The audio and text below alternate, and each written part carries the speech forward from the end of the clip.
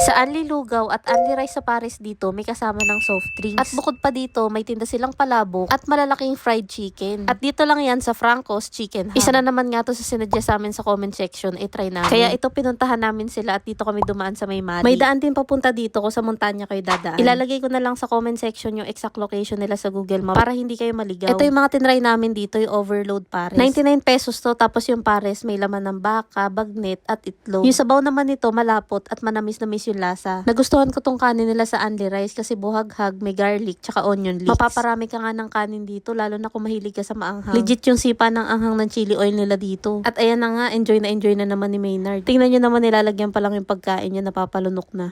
Ito naman yung overload lugaw. May toppings itong itlog, bagnet, tokwa, garlic, at onion leeks. Para sa akin, malasa na yung lugaw. Hindi na kailangan lagyan pa ng patis. Anli na nga pala to sa halagang 99 pesos. Masusulit mo tong anli nila kung mahilig ka sa lugaw. Ako kasi hanggang isang mangkok lang talaga ako pag naglulugaw. Pero ito si Maynard, bitin sa kanya yung isang mangkok. Kapag naglulugaw kami, napaparefill talaga siya kaya bagay to sa kanya. Sunod, ito pa isa naming tinry yung palabok. 50 pesos naman to na may toppings na bagnet, chicharon, itlog, tokwa, garlic, at onion leeks. Simple lang yung lasa ng palabok nila. Kagaya lang din to sa mga ibang palabok na natitikman ko. Pagdating nga pala namin dito guys, napansin ko sa menu nila walang manok. Pero ang pangalan ng store nila, Franco's Chicken Hub. Yun pala guys, nandito sa kabila yung isang store nila at nandito yung mga manok. Doon pala sa kabila, nandun yung mga pares at lugaw. At dito naman, nakafocus sila sa manok. Grabe pagtingin namin dito, ang lalaki ng manok nila. Tsaka tingnan nyo naman no, ang perfect ng pagkakaluto. Halos same nga yung lutong ng balat nito sa mga fried chicken sa fast food. Ito nga guys, so yung sinasalin ngayon dito, ito yung leeg ng manok. Natsyempohan nga namin to na may bumibili sa kanila. Mabenta daw tong pampulutan sa kanila kasi 120 pesos lang, ilang piraso na ng leeg ng manok. Maayos yung pagkakaluto sa mga manok dito kasi tingnan nyo may timer yung bawat lutuan. Kaya napiprito ng tama yung manok at hindi hilaw yung loob. At kuhang-kuha nila yung pagkalutong ng balat kagaya sa mga fried chicken sa fast food. At guys, masarap din yung timpla nilang gravy. At kung gusto nyo ng spicy, meron silang sauce dito. May tinda nga rin pala sila ditong mga combo meal. Kagaya nito, fried chicken na may kasamang spaghetti. Kaya naman pala ang daming bumibili dito kasi mura na, masarap pa yung mga tinda nila. Kaya naman kung naghahanap kayo ng pang merienda o kaya naman pang ulam, try nyo na rin dito sa may Franco's Chicken Hub.